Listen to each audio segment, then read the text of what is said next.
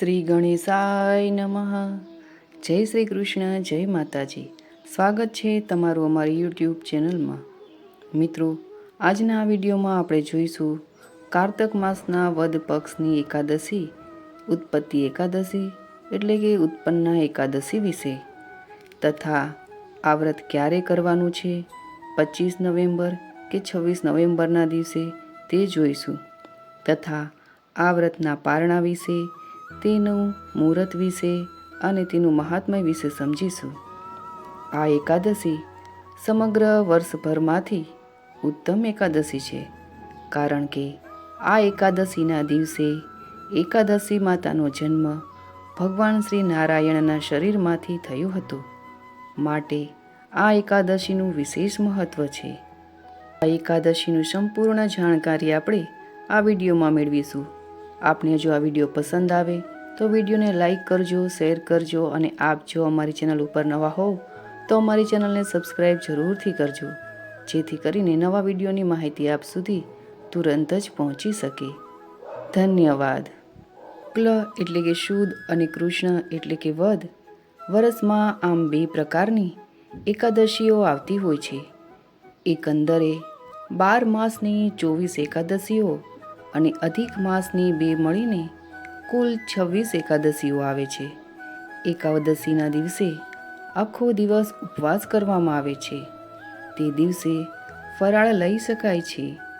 ભગવાન વિષ્ણુની પૂજા કરવામાં આવે છે. તે દિવસે ઓમ નમો નારાયણ મંત્રનો જાપ કરવો તથા જે તે એકાદશી હોય તે એકાદશીની વ્રત કથા વાંચવી. તો મિત્રો, સૌ પ્રથમ આપણે ઉત્પત્તિ એકાદશીના મુહૂર્ત વિશે જાણી લઈએ કે ઉત્પત્તિ એકાદશીની તિથિ ક્યારે આરંભ થાય છે અને એકાદશીનું વ્રત ક્યારે રાખવાનું છે, 25 નવેમ્બરના રોજ કે 26 નવેમ્બરના રોજ, તથા આ વ્રતના પારણા ક્યારે કરવાના છે તેના વિશે માહિતી મેળવી લઈએ.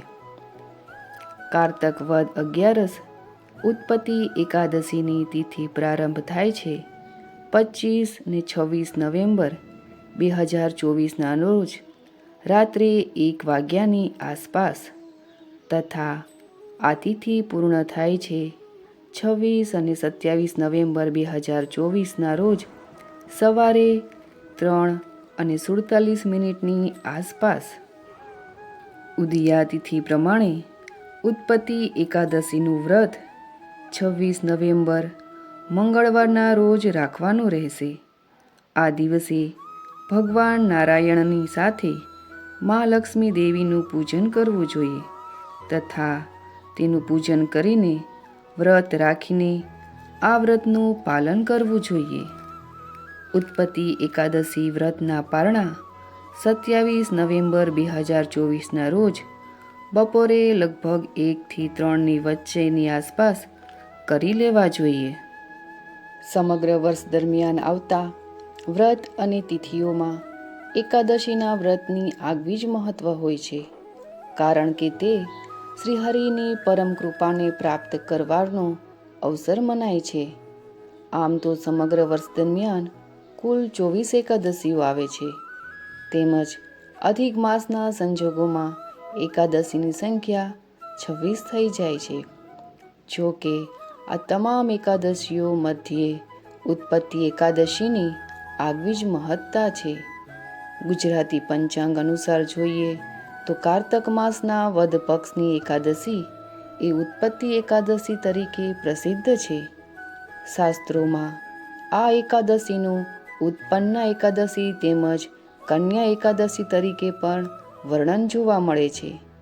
વાસ્તવમાં આ તિથિ એ દેવી એકાદશી માતાનો પ્રાગટ્ય દિવસ મનાવવામાં આવે છે. એટલે કે આ જ તિથિએ દેવી એકાદશીનો જન્મ થયો હોવાની માન્યતા છે અને એટલે જ કહે છે કે આ તિથિએ વ્રત કરવાથી ભક્તોને સવિશેષ લાભની પ્રાપ્તિ થાય છે. આ વર્ષે આ તિથિ મંગળવારના રોજ એટલે કે 26 નવેમ્બરના રોજ આવે છે. ત્યારે આવો જાણીએ કે તે કેવી રીતે થયું હતું. દેવી એકાદશી માતાનું પ્રાગટ્ય એટલે કે તેની એકાદશી માતાની પ્રાગટ્ય કથા વિશે જાણીએ. પદ્મ પુરાણમાં ઉત્પન્ના એકાદશીની પ્રાગટ્યની કથા છે. તે અનુસાર સતયુગમાં મૂર નામના રાક્ષસે દેવતાઓને પરાજિત કરી સ્વર્ગ પર આધિપત્ય જમાવી દીધું. એટલું જ નહીં, સૌને પરેશાન કરી તેણે ત્રણેય લોકમાં હાહાકાર મચાવી દીધો. મૂરના ત્રાસથી મુક્તિ અર્થે દેવતાઓ અને ઋષિમુનિઓ મહાદેવની શરણમાં ગયા. ત્યારે મહેશ્વરે તેમને શ્રીહરિની શરણમાં જવા માટે કહ્યું. દેવો અને ઋષિઓ શ્રી વિષ્ણુ પાસે પહોંચ્યા. શ્રીહરિ અને અસુરો વચ્ચે ભયંકર યુદ્ધ થયું, જે વર્ષો સુધી ચાલ્યું. શ્રી વિષ્ણુએ મૂરના સેંકડો સૈનિકોનો વધ કરી દીધો અને પછી તે વિશ્રામ માટે બદ્રિકાશ્રમની એક ગુફામાં જતા રહ્યા. સૈનિકોના વધથી ક્રોધિત થયેલો મૂર પણ બદ્રિકાશ્રમ પહોંચ્યો. નિંદ્રાધીન શ્રી વિષ્ણુ પર પ્રહાર કરવા તેણે શસ્ત્ર ઉઠાવ્યું. તે જ સમયે શ્રી હરિના શરીરમાંથી એક દિવ્ય કન્યાનું પ્રાગટ્ય થયું. શ્રી વિષ્ણુના દેહમાંથી પ્રગટેલી તે કન્યા અને અસુર મૂર વચ્ચે ભયંકર યુદ્ધ થયું, જેમાં તે કન્યાએ મૂરનો વધ કરી દીધો. જ્યારે શ્રીહરિ નિંદ્રામાંથી જાગ્યા ત્યારે કન્યાના કાર્યને જોઈને પ્રસન્ન થઈ ગયા. તેમણે એકાદશીની તિથિએ ઉત્પન્ન થયેલી તે કન્યાને એકાદશીના નામે જ સંબોધન કર્યું.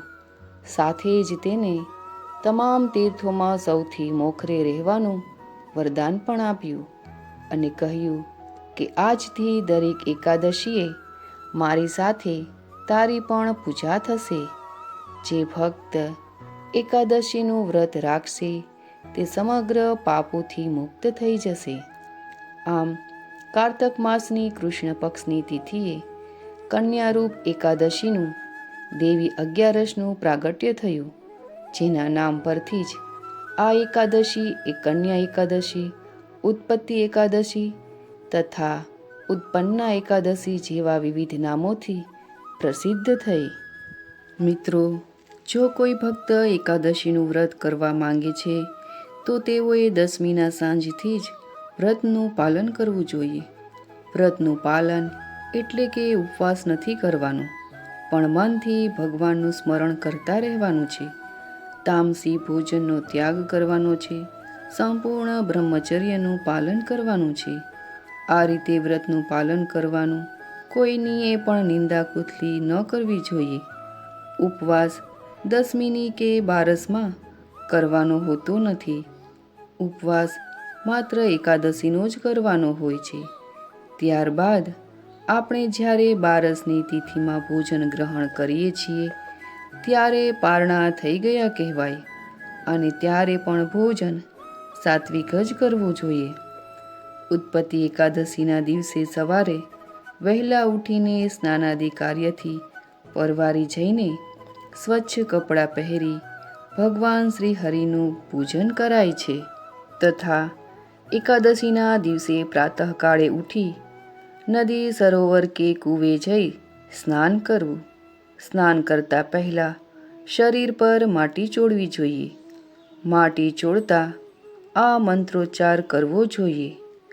અશ્વકાંતે રથકાંતે વિષ્ણુકાંતે વસુંધરે ઉદતાશી વરાહેણ કૃષ્ણેન સતવાહુના મૃતિકે હર્મે પાપ મન્મયા પૂર્વ સંચિતમ ત્વયા હતેન પાપેન ગચ્છામિ પરમામ ગતિમામ. ત્યારબાદ સ્વચ્છ કપડાં ધારણ કરવા જોઈએ. આપણા ઘરના મંદિરમાં કોઈ પણ ભગવાનની મૂર્તિ હોય કે ફોટો હોય તેનું પૂજન કરાય છે. આપણા ઈષ્ટદેવ કુળદેવીનું પૂજનની સાથે એકાદશીના દિવસે શ્રી હરિનું પૂજન કરાય છે. જો મૂર્તિ હોય તો પંચામૃતથી સ્નાન કરાવાય છે. ભગવાનને શ્રૃંગાર કરાય છે અને ધૂપ દીપ નૈવેદ્યથી પૂજન થાય છે. ભગવાનને માખણ મિશ્રી અને પાનનો ભોગ લગાવાય છે. અને જો ચિત્રજી હોય તો ગંગાજળના છાંટણા કરીને સાફ સફાઈ કરીને ભગવાનની સામે ધૂપ દીપ નૈવેદ્યથી પૂજન થાય છે. આ દિવસે ધૂપ દીપ અગરબત્તી પુષ્પ ચડાવીને ભગવાનની આરતી કરવાની હોય છે. ત્યારબાદ ભગવાન શ્રી હરિની કથા સાંભળવી જોઈએ. દેવી લક્ષ્મીનું પણ પૂજન કરવું જોઈએ. આખો દિવસ બને તો ન સૂવું જોઈએ અને એકાદશીના દિવસે ઊંઘવું નિષેધ છે. અને પતિ એકાદશીના વ્રતનું પાલન કરવાથી અનેક જન્મોના પાપોમાંથી મુક્તિ મળે છે. આ એકાદશીના દિવસે પીપળાના થડમાં જળ અર્પણ કરવાથી પિતૃઓના આશીર્વાદ પ્રાપ્ત થાય છે. આ દિવસે તુલસી માતાની સવાર સાંજ પૂજા કરવી જોઈએ, કારણ કે તુલસી માતા કે જે ભગવાન શ્રી હરિને અત્યંત પ્રિય છે, તેથી તેનું સવાર સાંજ ધૂપ દીપથી પૂજન કરવું જોઈએ. માતાને લીલું ઘાસ તથા રોટલી ખવડાવી શકાય છે. આ દિવસે બને તો બ્રાહ્મણોને યથાશક્તિ મુજબ દાન દક્ષિણા આપવી જોઈએ. જરૂરિયાતમંદોને મદદ કરવી જોઈએ. તેનાથી પણ આપણને લાભ પ્રાપ્ત થાય છે. ઉત્પત્તિ એકાદશીના વ્રતના પારણામાં બ્રાહ્મણોને આપણી યથાશક્તિ મુજબ દાન દક્ષિણા આપવું જોઈએ તથા પારણામાં સાત્વિક ખોરાક જ લેવો જોઈએ. ભગવાન શ્રી હરિને પ્રિય એવી આ ઉત્પત્તિ એકાદશીનું વ્રત જે ભક્તો રાખે છે તેમની ઉપર શ્રી લક્ષ્મીનારાયણ સદૈવ કૃપા દૃષ્ટિ રાખે છે. અર્જુને ભગવાન શ્રી કૃષ્ણને ઉત્પત્તિ એકાદશીનું મહાત્મય તથા વિધિ વિશે પૂછ્યું હતું. ભગવાન શ્રી કૃષ્ણે કહ્યું, હે અર્જુન, ભાવિક વૈષ્ણવ જો આ એકાદશી વ્રતનું એકાગ્રતાપૂર્વક શ્રવણ કરે તો તેઓ આ લોકમાં અનેક સુખ વૈભવ ભોગવીને અંત સમયે સ્વર્ગલોકને પામે છે. આ દિવસે સવારે વહેલા ઉઠી સ્નાનાદિથી કાર્યથી પરવારીને વ્રતધારીએ સ્નાન કર્યા પછી દુરાચારી વ્યક્તિ સાથે વાતચીત કરવી નહીં. જાણીએ અજાણીએ તેની સાથે વાર્તાલાપ થઈ જાય તો સૂર્યનારાયણના દર્શન કરી લેવા. સ્નાનથી પરવારી સુગંધિત ધૂપ ઘીનો દીવો અને નૈવેદ્ય ધરાવી અર્ચન પૂજન કરવું.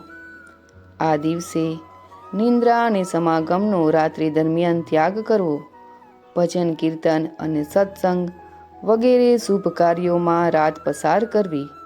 વૈષ્ણવો માટે બંને એકાદશીઓ સુદ અને વદ પક્ષની સમાન હોય, કોઈ પ્રકારનો ભેદ ન માનવો. ઉત્પત્તિ એકાદશીનું વ્રત કરવાથી શંખોદ્વાર તીર્થમાં સ્નાન અને દર્શન કરવાથી જે પુણ્ય પ્રાપ્તિ થાય છે તેનાથી 16 ગણું વધારે પુણ્ય મળે છે. દાન દક્ષિણા આપવાથી કુરુક્ષેત્રમાં સ્નાન કરવાથી જે પુણ્ય ફળ પ્રાપ્ત થાય છે તેનાથી 16 ગણું પુણ્ય વ્રતીને મળે છે. અન્નદાન કરવાથી સ્વર્ગમાં પિતૃઓને એક પ્રકારની તૃપ્તિ મળે છે. આ વ્રત કરનારને દાન તપ યજ્ઞ વગેરેનું ફળ પ્રાપ્ત થાય છે. વ્રતીએ અન્નને વર્જ્ય ગણવું. આ એકાદશીનું ફળ સહસ્ત્ર યજ્ઞો કરતાં પણ વધારે છે. સર્વ વ્રતોમાં ફળ કરતાં ઉત્પત્તિ એકાદશીનું ફળ સર્વશ્રેષ્ઠ છે. જે મનુષ્ય આ વ્રત કરે છે તેમના શત્રુઓનો સંહાર થાય છે તથા ભગવાન તેમનો ઉદ્ધાર કરે છે. આ એકાદશીનું મહાત્મ્યનું જે વાચન કે શ્રવણ કરે છે તેને અશ્વમેઘ યજ્ઞનું ફળ મળે છે. તેના પાપો નષ્ટ થાય છે. ઉત્પત્તિ એકાદશીના વ્રત જેવું અન્ય કોઈ અનુપમ વ્રત નથી. ઉત્પત્તિ એટલે કે ઉત્પન્ન થવું કે નિર્માણ થવું.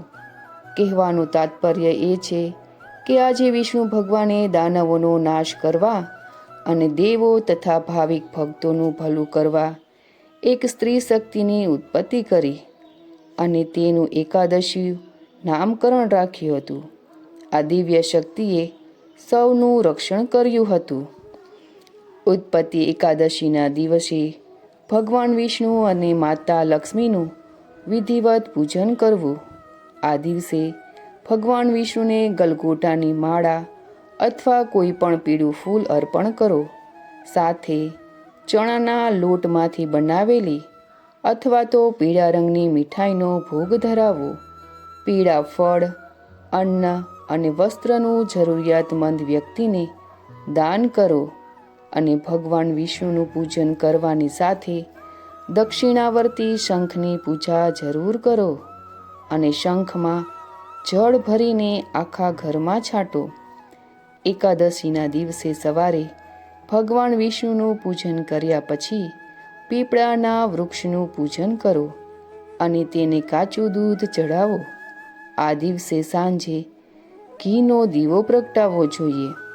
આ દિવસે ભગવાન વિષ્ણુને બને તો કેસરવાળી ખીર ચડાવી શકાય છે.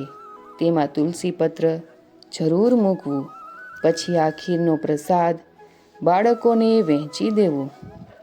તો મિત્રો, આજના વિડીયોમાં આપણે સાંભળ્યું ઉત્પત્તિ એકાદશીની પૂજા વિધિ, મુહૂર્ત અને પારણા વિશે. આપને આ વિડીયો કેવો લાગ્યો તે અમને કમેન્ટ બોક્સમાં અવશ્ય જણાવજો. ફરી મળીશું એક નવા વિડીયો સાથે. ત્યાં સુધી મને રજા આપશો. અને હા, કમેન્ટ બોક્સમાં જય શ્રી કૃષ્ણ લખવાનું ભૂલતા નહીં. જય શ્રી કૃષ્ણ.